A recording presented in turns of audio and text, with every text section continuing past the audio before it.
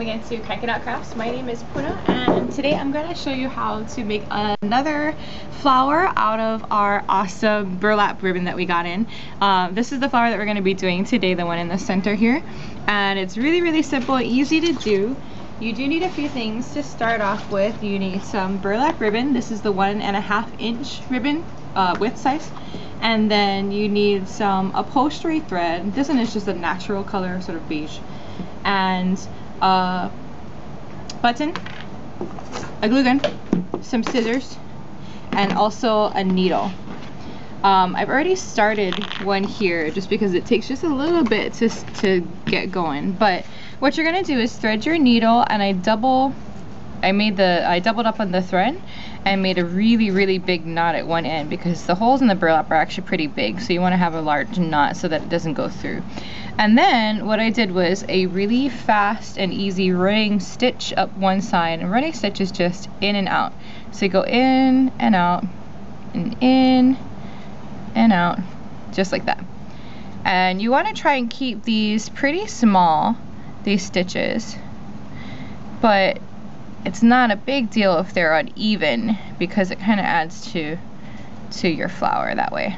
So I'm going to do a running stitch on this piece of ribbon. Is about 3 feet long, and then when you're done, you get all the way to the end. You're going to grab both sides of the thread and cinch. So you tighten it up, and you'll see it start to make these cute little ruffles. And as you're doing that, you can sort of turn, twirl around a center point to make this flower. So I'm just going to keep twirling until I have all of my ribbon sort of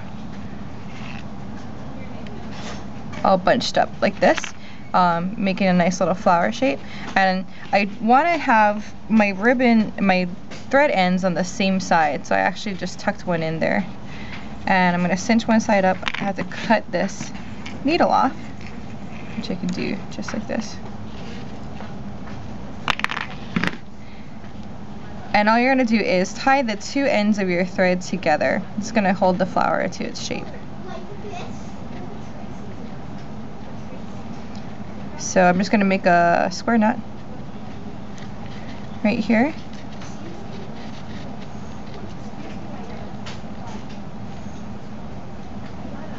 And you can cinch it pretty tightly while you're doing this. But a square knot to hold that together. And this is what your flower is going to look like, essentially.